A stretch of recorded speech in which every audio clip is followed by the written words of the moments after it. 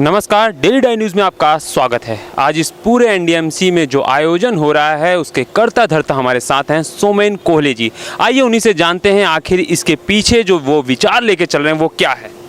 मैं सोमेन कोहले हूँ, सचिव तफसील जाति आदिवासी प्राक्तन सैनिक कृषि विकास शिल्प केंद्र। ये ऑर्गेनाइजेशन पश्चिम बंगाल का है, लेकिन अभी ये ऑर्गेनाइजेशन पूरा देश में काम शुरू कर चुका है। तो आज हम लोग यहाँ पे जो कार्यक्रम कर रहा हूँ, गणेश चतुर्थी दिन है, बहुत शुभ दिन है, इसीलिए हम लोग इस दिन को चुने थे। और हमारा ऑर्गेनाइजेशन के ईयर से पूरा पश्चिम बंगाल से 300 वॉलंटियर्स हमारा ऑर्गेनाइजेशन को जो है वो आया है।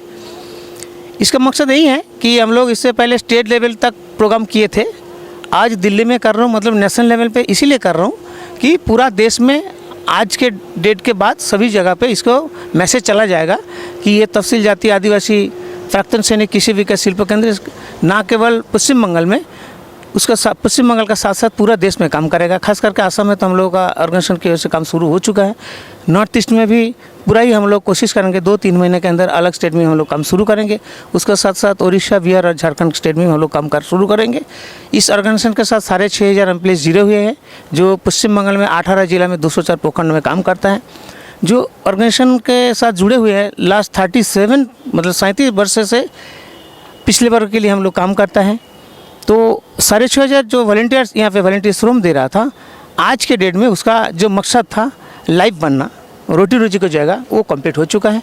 ये मैसेज हम लोग यहाँ से देंगे और उसके साथ साथ पूरा देश में यही संदेश हम देना चाह रहे थे आज की पश्चिम बंगाल के साथ साथ पूरा देश में ये ऑर्गेनाइजेशन काम शुरू करें। पश्चिम बंगाल राज्य से शुरू हुआ आज जो ये जाति को लेके वो दिल्ली तक पहुंच चुका है, कैसा आपको लग रहा है और इसके पीछे जो कड़ी मेहनत है उसके बारे में आप कुछ बताइए। मेहनत तो करना ही पड़ेगा, क्योंकि लेवल तो ऐसे ही होता है, district level, state level, national level, international level. इसका मतलब ये है कि हम लोग पहले कार्यक्रम किए थे डिस्ट्रिक्ट लेवल पे, उसके बाद स्टेट लेवल पे किए थे, आज नेशनल लेवल कर रहा हूँ। और हमारा ऑर्गेनाइजेशन का मकसद भी आगे भी हम लोग इंटरनेशनल लेवल तक भी पहुँचाऊँगा।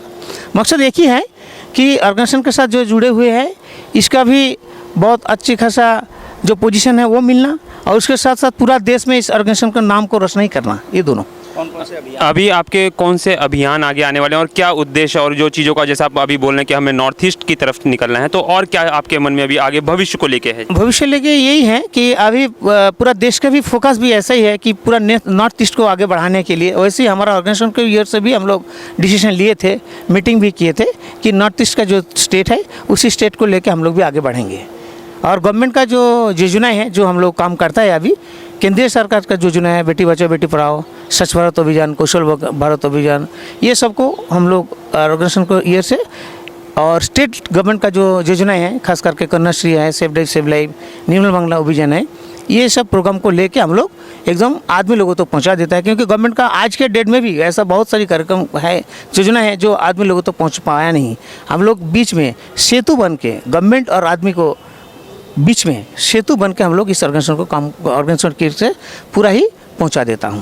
सोमेन कोहले जी, एक निजी सवाल है, आपके मन में विचार कैसा है? क्योंकि आजकल की जो ज़िंदगी है वो काफ़ी भागती दौड़ती है, और ये विचार कैसा है, इतना सकारात्मक सोच का विचार कैसे?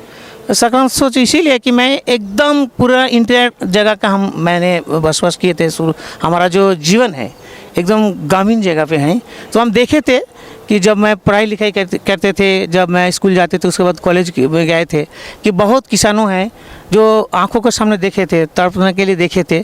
उसी समय से हमारा मन पे ये आया है कि अगर कोई ज़िंदगी में बहुत अच्छा खासा पोजीशन मिलेगा तो मैं भी कोशिश करूँगा, मैं एक बहुत अच्छे खासा काम करके देश के लिए कुछ करूँगा। उसी समय से हमारे साथ उदय मन्ना जी हैं, जो कि लगातार इस संस्था के साथ जुड़े हैं और आरजीएस परिवार के एक बड़े सदस्य हैं, या ये कहें कि मार्गदर्शक हैं। आइए उनसे भी जानते हैं इसके बारे में।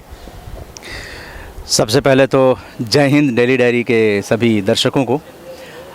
इस वक्त सोमेन कोहले जी हैं, तापस जी हैं, इन लोगों से संपर्क हुए 3-4 साल हो गए, और कार्यक्रम के दरमियान या अपनी पत्रकारिता के दरमियान, जिसको कहते हैं सकारात्मक पत्रकारिता, तो सकारात्मक व्यक्तित्व के स्वामी हैं सोमेन कोहले जी। और ये तफसील जाति आदिवासी प्रकटन सैनिक कृषि विकास शिल्प केंद्र के सचिव हैं।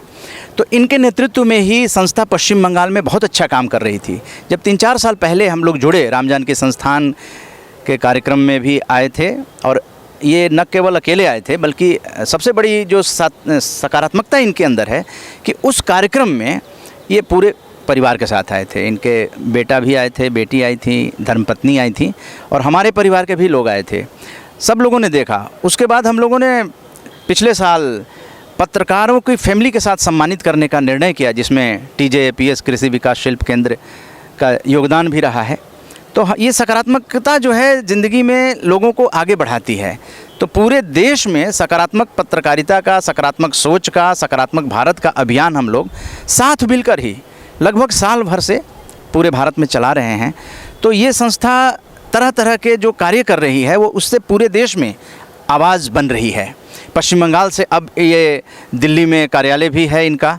अब आगे इनकी योजना है कि पूरे भारत में, तो दिल्ली में रहकर पूरे भारत में काम करना आसान हो जाता है। हम लोग उत्प्रेरक की भूमिका में हैं कि तपसील जाति जो आगे काम करेगी तो उसको हम लोग उत्प्रेरक के रूप में और आगे बढ़ाने का काम करेंगे। अभी एक सबसे बड़ा महत्वपूर्ण मुद्दा दिल्ली की पत्रकारिता में आया है कि पत्रकार सुरक्षा। तो हम लोगों ने कार्यशालाओं को के रूप में इस चीज़ को TJAPS KBS के साथ मिलकर 1 अप्रैल को कार्यशाला का आयोजन, जो कि रमेश नगर में श्री मोतीनाथ संस्कृत महाविद्यालय है।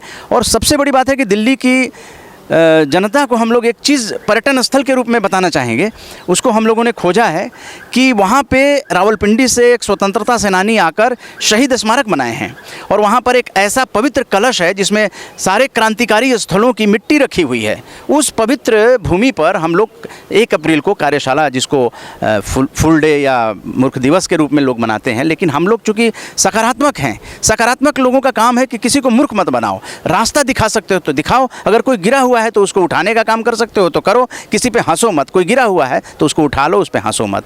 इस तरह से ये जो व्यक्तित्व हैं ये सब सामने आ रहे हैं। RJS में बहुत से लोग हैं जो सकारात्मक व्यक्तित्व के स्वामी हैं, अपने आप में वो संस्था हैं और वो लोग पूरे भारत में सकारात्मक बनाने का अभियान चला रहे हैं। तो हम लोगों की कोशिश है कि वो पत्रकारिता का जो कार्यशाला है, RJS कार्यशाला कानूनी सुरक्षा, RJS मीडिया कार्यशाला है, उसमें कानूनी सुरक्षा, स्वास्थ्य और शिक्षा, इन विषयों को लेकर गहन मंथन होगा, जिसमें DCP साहब भी आएंगे, पुलिस अधिकारी आएंगे, SHO आएंगे और पत्रकारिता संस्थान के लोग आएंगे।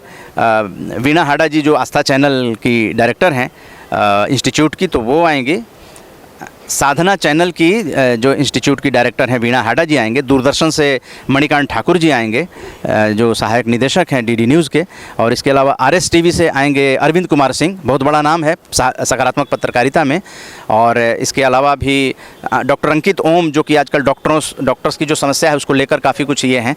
इन सब लोगों को लेकर और फिर वर्किंग जर्नलिस्ट ऑफ इंडिया के अनूप चौधरी जी जो नवनिर्वाचित अध्यक्ष हैं वो आएंगे, वहाँ पे उनका अभिनंदन किया जाएगा। और वर्किंग जर्नलिस्ट ऑफ इंडिया के और व्हाट्सएप गुरु नरेंद्र भंडारी जी, जो कि 10,000 पत्रकारों के लिए 65 व्हाट्सएप ग्रुप चलाते हैं, जिससे कि पत्रकारिता में जानकारी लोगों को एक दूसरे को मिल रही है, वो आएंगे। और ललित सुमन जी, जिनके सानिध्य में ये कार्यक्रम हो रहा है और वो हैं इंडिया दर्पण के संपादक हैं। तो ये सब मिलकर वहाँ पर 50 पत्रकार आएंगे, नवोदित भी आएंगे और वरिष्ठ पत्रकार आएंगे। तो ये सब मिलकर वहाँ पे ऐसी दशा दिशा पर चर्चा करेंगे जिससे कि आने वाले दिनों में दिल्ली की पत्रकारिता, भारत की पत्रकारिता को सकारात्मक पत्रकारिता में बदला जा सके। सर, आपसे बस पूछना चाहेंगे जो आपके साथी हैं उनका बारे में कुछ परिचय और उनसे थोड़ा सा। ये है तापस कुमार वैद्य, हमारा ऑर्गेनाइजेशन का ट्रेजरर है। तो मैं चाहूँगा उसे आप बताइए कि आप ट्रेजरर हैं, इतनी बड़ी भूमिका निभाते हैं, तो कैसा लग रहा है आपको? बहुत अच्छा लगता है जब हम लोग संस्था के लिए काम करते हैं, सोचते हैं कि देश के लिए हम लोग काम करते हैं, लेकिन इसी सोच के साथ तो बहुत अच्छा लगता है।